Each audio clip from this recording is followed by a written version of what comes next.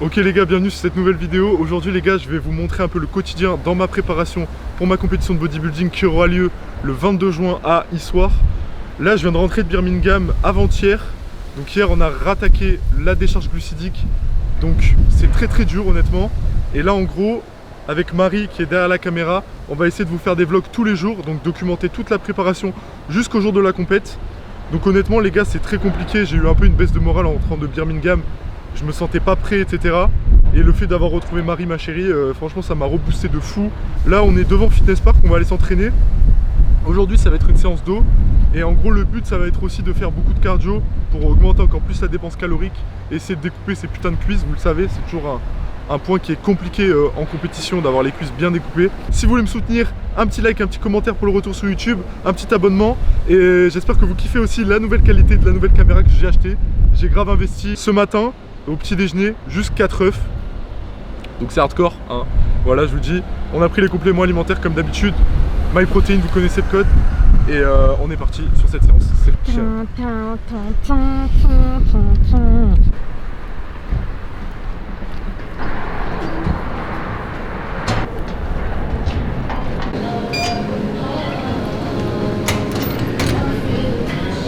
Bon les gars, petit arrêt obligatoire avant d'aller s'entraîner comme d'habitude, vous savez. Voilà hein. On est parti. J'ai pas pris de prêt parce que du coup là, en me réveillant, j'ai bu un café, un double café même. Et une Monster. Ouais là, déjà, ça me tabasse déjà en caféine. Par contre, ce que je prends avant l'entraînement à chaque fois, c'est la carnitine et la tyrosine. Donc les deux, ça permet de déstocker plus facilement les acides gras de manière différente. Et surtout la tyrosine, c'est ultra intéressant. Avant, je l'utilisais jamais. Un préparateur qui parlait de ce complément-là est super intéressant parce que du coup, il améliore un peu la qualité des échanges des neurotransmetteurs. Et du coup aussi, ça permet d'être de meilleure humeur, on va dire, quand on est en sèche, quand on est en drastique restriction calorique. Ça permet juste d'être un peu mieux dans sa tête, moins irritable, on va dire tout simplement. Mais bon, c'est pas miracle, hein. De toute façon les gars, quand vous mettez la misère niveau sèche, vous n'allez jamais être bien entre guillemets, genre dans la vie de tous les jours quoi. Genre vous allez tourner à 30% de vos capacités cognitives comme on dit, mes lunettes sont dégueulasses. Et voilà, donc ça peut aider. Voilà, donc s'il y en a qui sèchent, n'hésitez pas. Ces deux compléments là pour moi c'est un peu le combo parfait pour aider entre guillemets. Après il n'y a rien de miraculeux, hein. La diète c'est quand même le plus important. Et voilà, du coup c'est ce que je prends avant l'entraînement. Donc je vais prendre ça et après on va partir sur le tirage vertical en premier exercice. Let's go.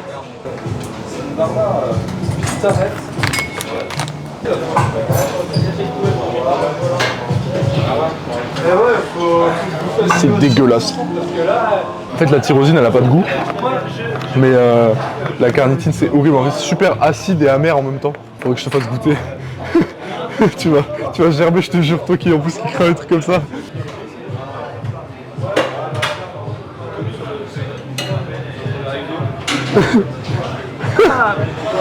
T'as vu le goût que ça a? Attends. C'est dégueu. C'est dégueu. Non mais vas-y, attends. Genre en mode quel goût ça a? Ah, ça a goût caca. Non, ça a goût super acide, genre un bonbon mais hardcore, tu vois, un bonbon qui a trempé trop longtemps dans l'acidité.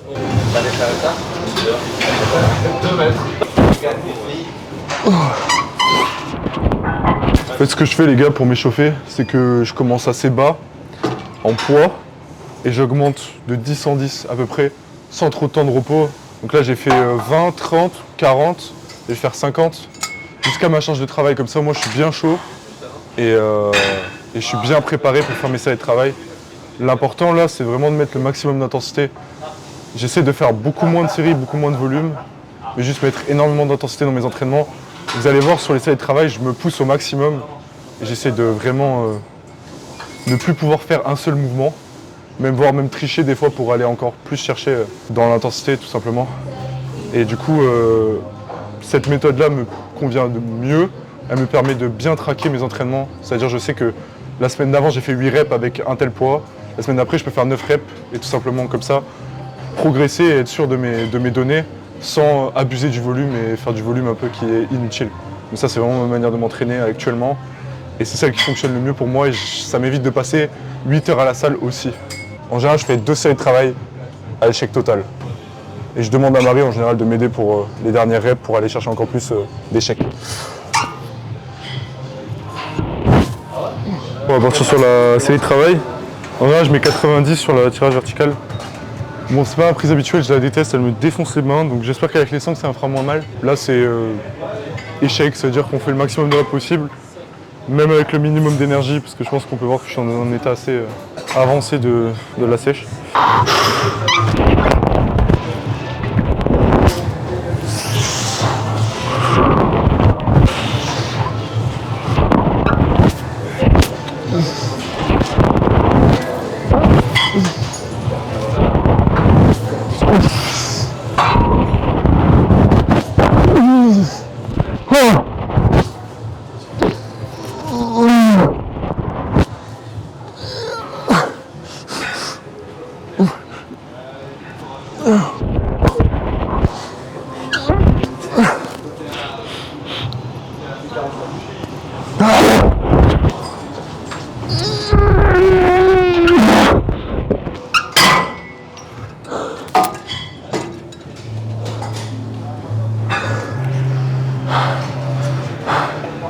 C'est pas trop mal. Je crois que j'en ai fait 10. Je crois que j'en ai fait 10 en vrai, pas mal. Sur les 3 dernières, tu forces comme un âne, tu vois, pour essayer d'aller chercher des reps. Bon, vu que Marie elle filme, elle peut pas m'aider. Mais en vrai, ça va, j'arrive à m'en sortir convenablement. En fait, la technique, c'est quand t'en peux plus, quand tu vois que le mouvement ralentit de ouf, tu forces en fait par petites tranches. Et ça te permet d'aller jusqu'au bout de la répétition.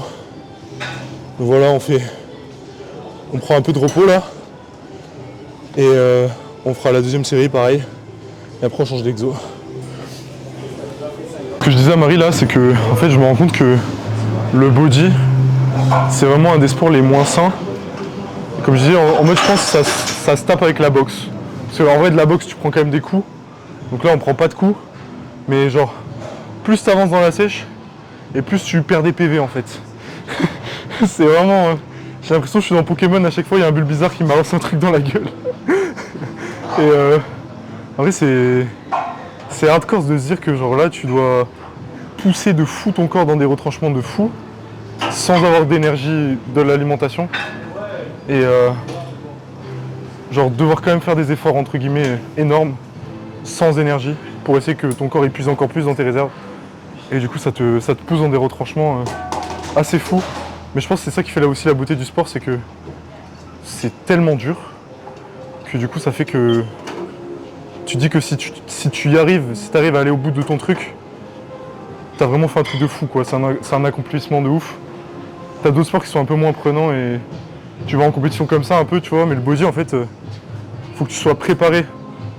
Tu te prépares à gagner, c'est pas juste tu arrives sur scène et tu gagnes, tu vois. Faut que tu te prépares pendant longtemps avant.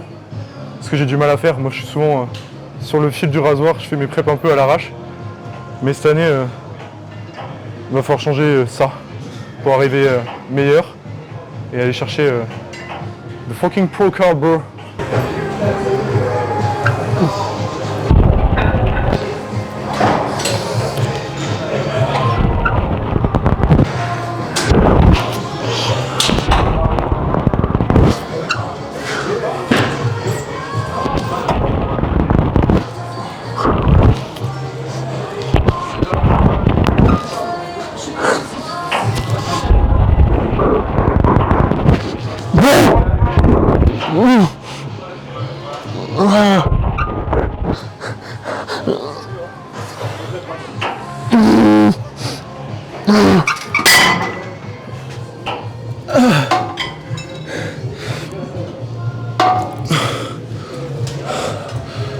Des crampes partout, c'est horrible.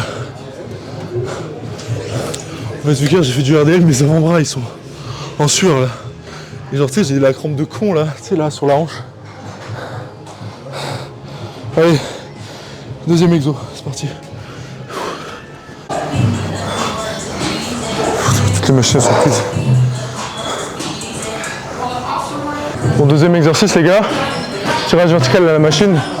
Je me mets dans une position particulière pour être le plus stable possible. Je mets ma jambe opposée en fait un peu au-dessus, histoire de me maintenir bien. Et la jambe, la même qui tire avec le bras devant, histoire de ne pas avoir trop de rotation de bassin. Donc être bien stable au plus possible. Et tirer le coude collé au corps vraiment. Et là on engage à fond le grand dorsal.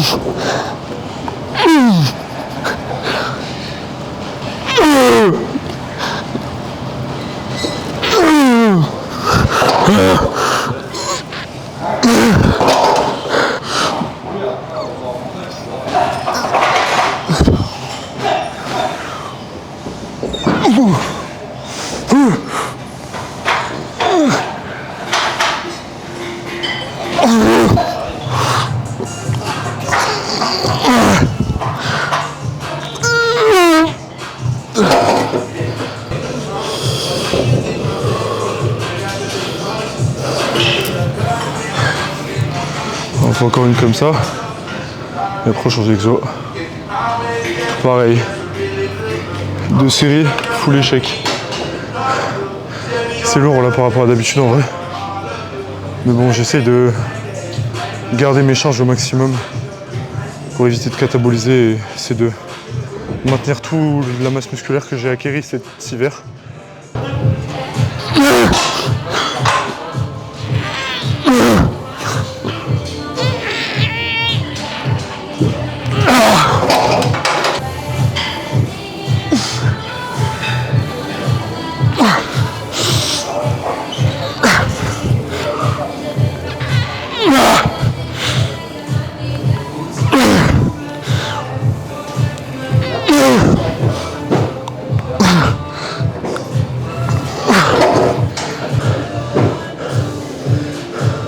Là vous voyez, j'en ai rien à foutre.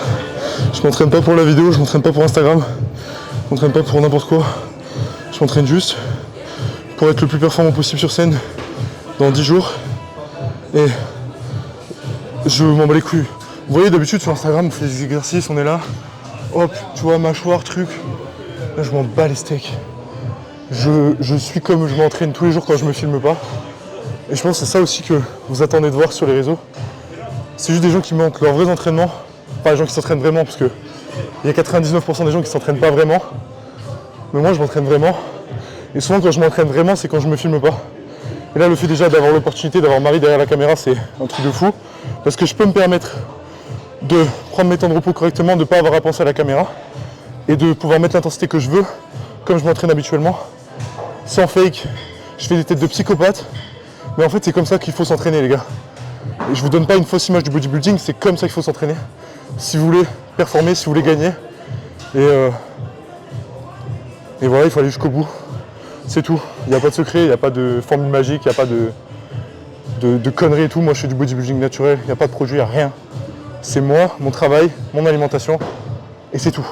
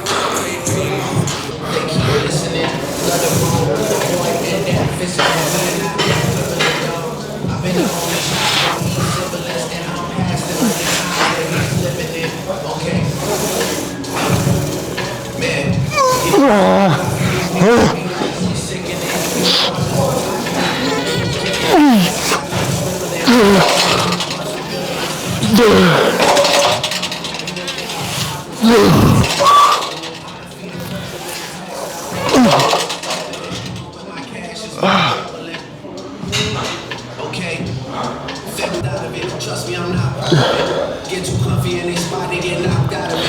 Get it? Yeah. I'm not about to be chilling in this. We keep feet up. I'ma make it.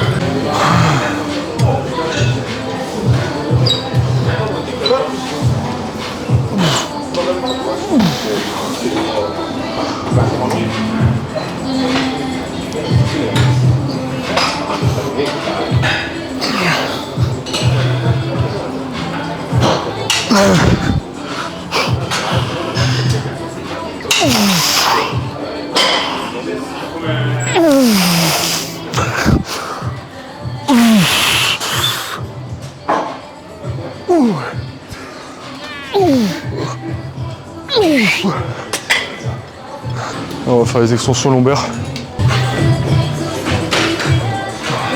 Mon truc de lombaire habituel, il est pris par 2 meufs. Donc là, il faut que je fasse celui-là. Je sais pas comment on monte dessus. Et j'ai l'équilibre d'un truc qui est pas équilibré. J'ai pas d'analogie à faire. Mais du coup, il faut que je monte là-dessus et que je fasse mes extensions là-dessus. Et à 100%, je vais me péter la gueule. Attends, j'ai enlevé mon casque parce que... On sait jamais. Tu penses qu'il a ma taille là déjà ou pas? Je sais pas. Attends. Comme ça? Ah ouais.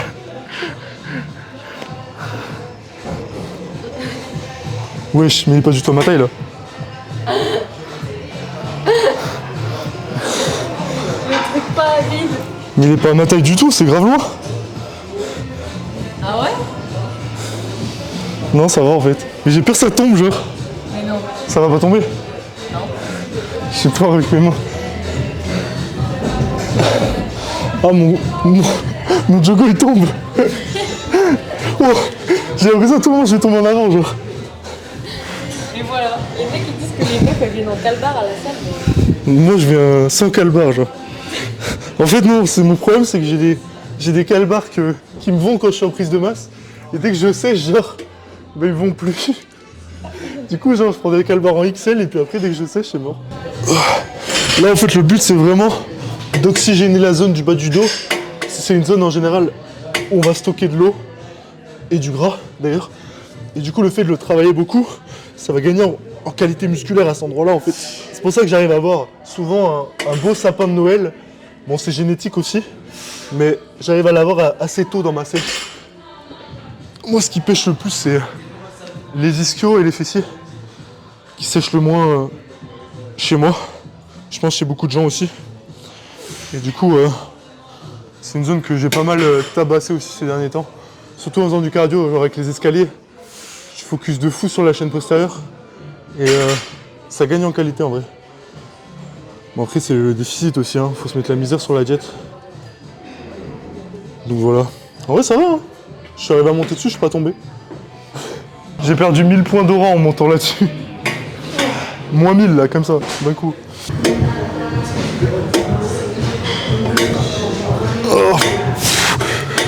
Oh. Bon, fini l'entraînement d'eau. Oh, c'est bien fumé. J'ai envie de gerber. On va faire un petit physique update. Bon, je vais pas mettre les cuisses parce qu'on va filmer là et du coup, flemme de montrer mon sgeg à tout le monde.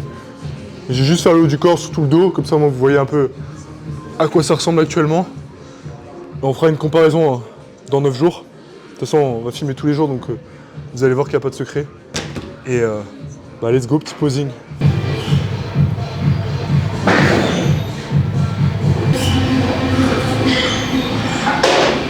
Comme ça.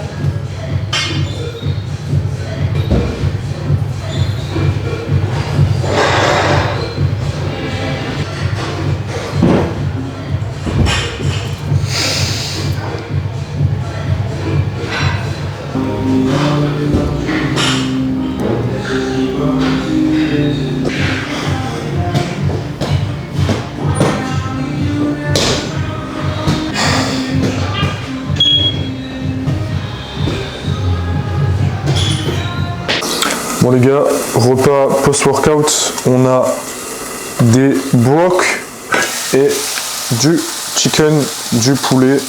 Voilà. Je fais le mec anglais alors que j'ai anglais niveau B2. Du coup ça c'est repas post-workout, là je suis en train de crever en vrai. Je sais pas si ça se voit à ma gueule. Mais du coup voilà les gars, toujours pas de glucides. Hein. C'est l'objectif honnêtement jusqu'à, je pense, la veille de la compète ou l'avant-veille, peut-être recharger. On verra en fonction de comment je suis physiquement. Et là, il faut juste être écorché. Donc voilà les gars, il n'y a pas de secret. Hein. Légumes, protéines, pour juste maintenir la masse musculaire et avoir de la satiété au maximum. Mais dans tous les cas, il faut accepter que ce soit dur, il faut accepter que je suis un zombie et faire le taf jusqu'au bout. Voilà les gars, c'est le repas. Je vais pas manger tout ça de brocoli, hein, j'en fais à l'avance, bien sûr. Et le poulet pareil, il y en a 450 grammes, mais je vais manger genre 200-250 grammes. Et j'en garderai pour ce soir. Donc voilà les gars, repas numéro 2. Et je sais pas si j'aurai le temps de filmer repas numéro 3 avant de sortir la vidéo. Mais si c'est pas le cas, repas numéro 3, comme d'habitude, ce sera pareil. À mon avis, il va y rester des brocolis, donc ce sera brocoli. Et ce sera sûrement viande rouge, voilà, pour changer de viande. Et viande rouge bien maigre, hein, donc à genre 2% de masse grasse.